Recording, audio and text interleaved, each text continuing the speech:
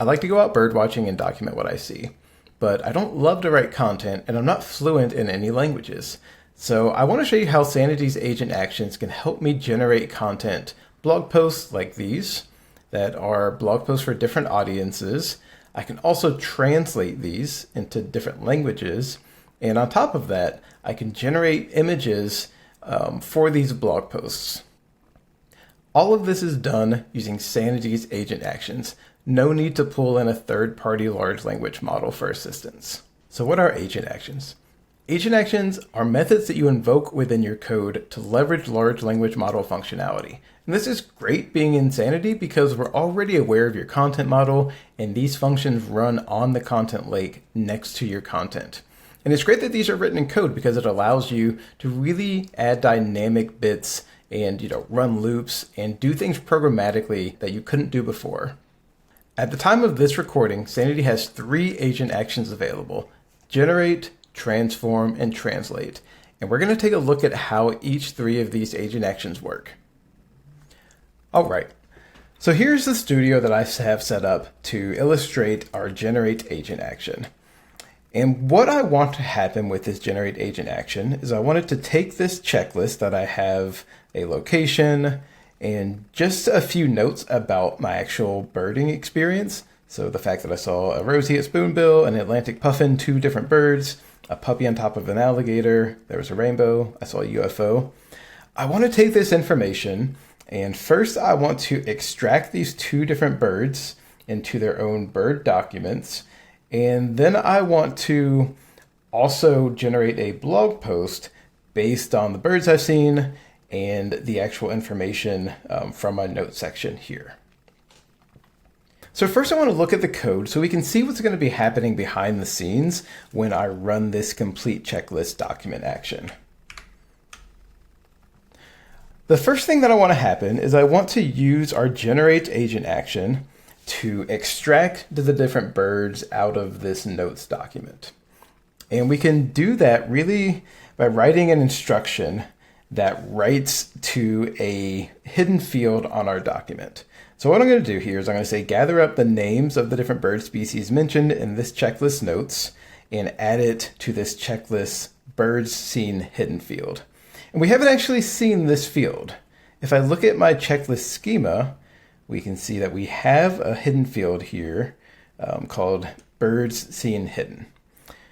So the first thing that's going to happen is we're going to write to that field and we can see here that we have this property called no write true. And what this means is that this isn't actually going to write to our content lake. We're just going to get this gather birds from notes variable returned with the document populated. Once we have that, we can loop through those different birds that are extracted and we can create a document using scientifically accurate bird information for each bird.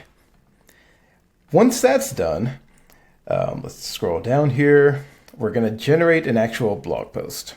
I'll step through it a little bit more step by step.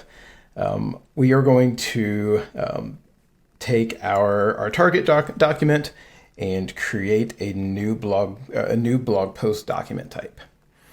We're also going to set some instruction parameters.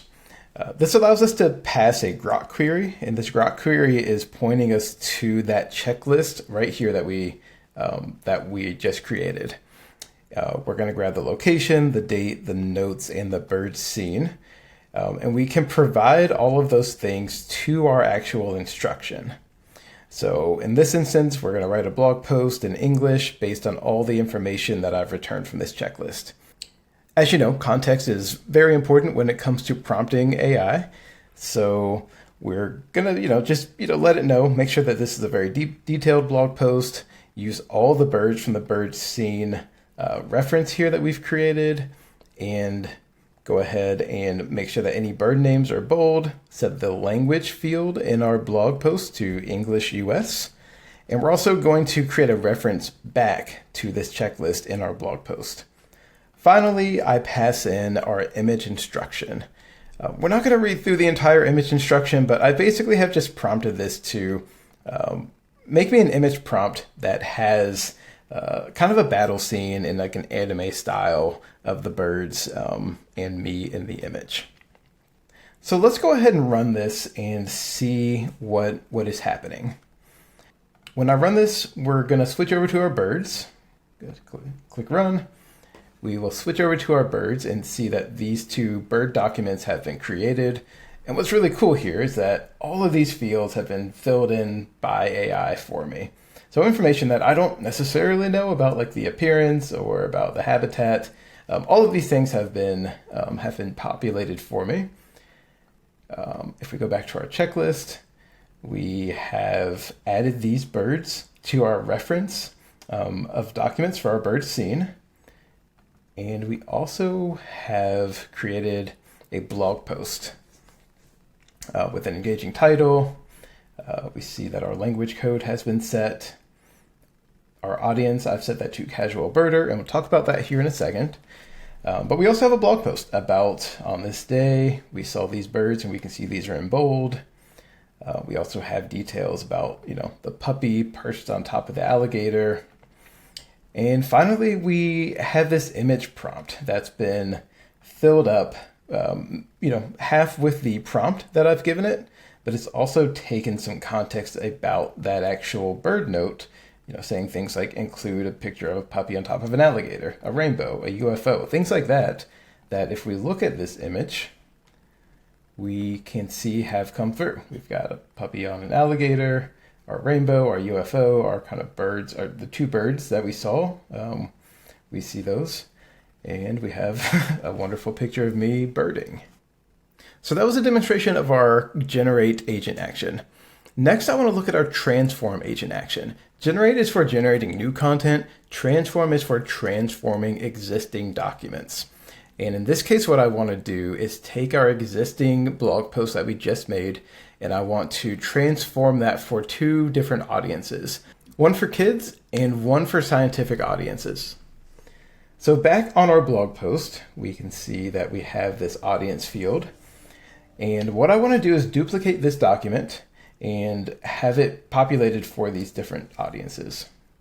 We'll go ahead and start by looking at our code again, just to show what's actually going to happen here. I have two different instructions written. One is for transforming the document for a kids variant of the document, and the other for a scientific. But we can pretty simply see that we are just having an instruction where we say, hey, generate us a new title, body, and image prompt field. In this case, for the kids version, it's for a first grader. And then we're making, a kid-friendly title. Also generating a new image instruction for a more kids-friendly image. And the same thing for the scientific document. We are really just making this more scientifically geared, using scientific terminology, scientific name of the bird, and then a more scientifically generated image prompt. So if we go ahead and run this, if I run my document action and we go out to our blog posts, we can see that we have had these two new documents generated, one for kids, one for scientists. And if we go into our kids version, you can see that we have a more kids-friendly title here, and our content has been changed to be more kid-friendly, things like saying a pink spoonbill bird, fun things like that. And we also have a new image prompt that we can therefore generate a new image. And while that's happening, I'll just show, really the same thing happened with our scientific version. We have a very scientific title, and we're using scientific terminology in our blog posts. So we can see that Transform has really helped me generate content for a different audience based on the original content that came from my blog post. So I'll just hop back and see what sort of fun image we got generated from our new kids prompt. Here we go. And this is great. So this is definitely a more kids-friendly version of this image. All right, so that was our transform agent action. Now let's take a look at translate. And I bet you can guess what Translate is going to do.